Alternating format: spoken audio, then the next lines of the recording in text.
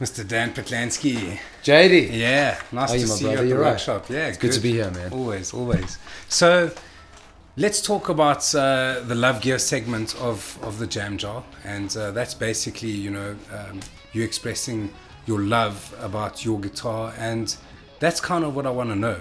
What do you think is a good guitar, and what makes you love your guitar?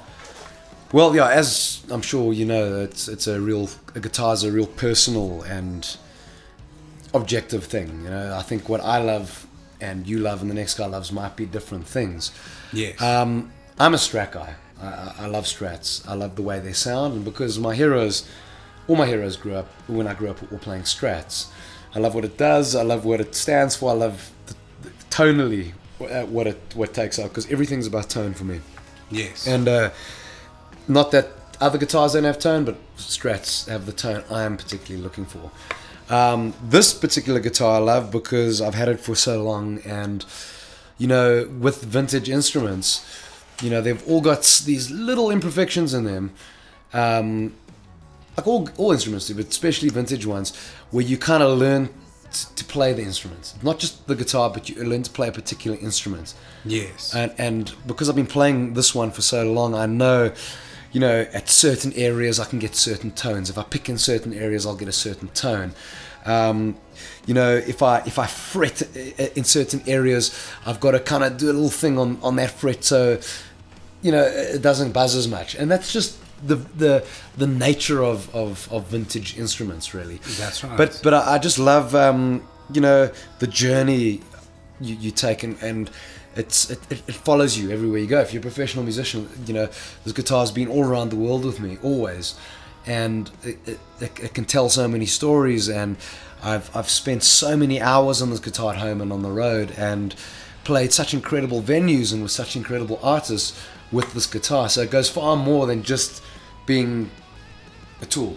It shares a history with you, Sure, exactly. And I almost feel a particular love for it's been a companion. That's the best way to put it for so long.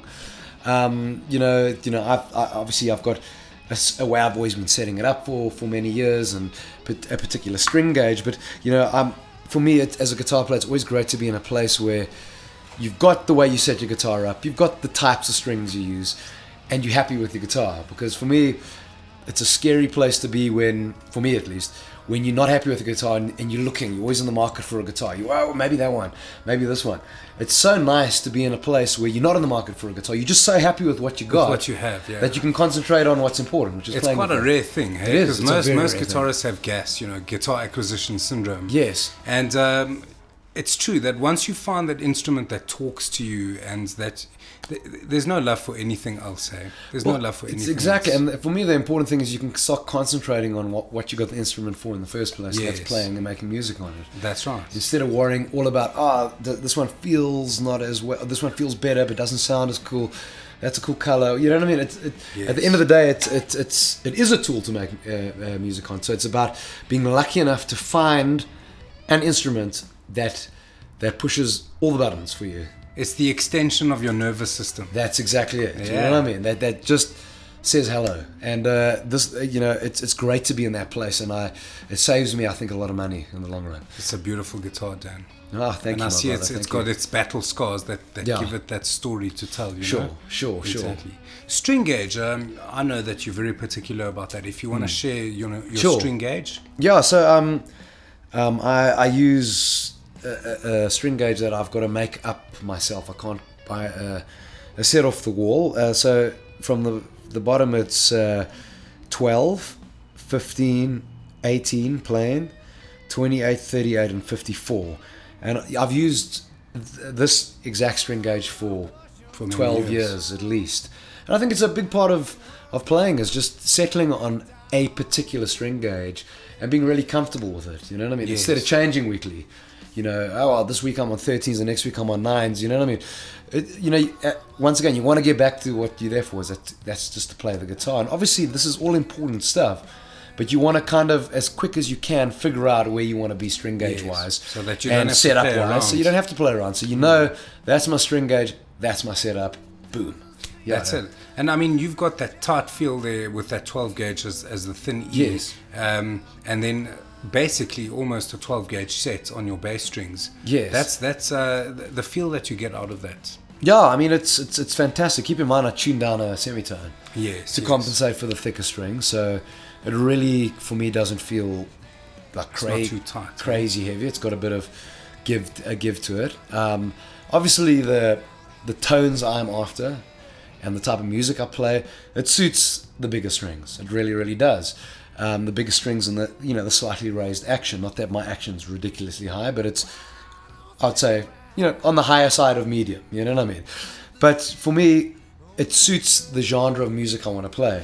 If I wanted to play a different style of music, if I wanted to play metal or something like that, this probably wouldn't be the setup and the string gauge to you. So I think it all depends on what you want to play, what type of music you're playing, what's comfortable for you. Because at the end of the day, it's about comfort too. Yeah, it depends on the tuning as well. Sure. And I know that you play with a medium action.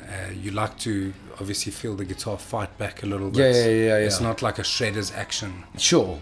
Yeah, I mean, it's I used to, as a kid, being a massive Stevie Ray Vaughan fan, have a way higher action. But, I realized that, I don't have his hands. And, I've got to, I've also got to have some sort of playability. So Yes. I did take the action down to where it was as high as I could go before it started affecting my playing. You know what I mean? Yes. Affecting, any kind of fluidity and sustain all that.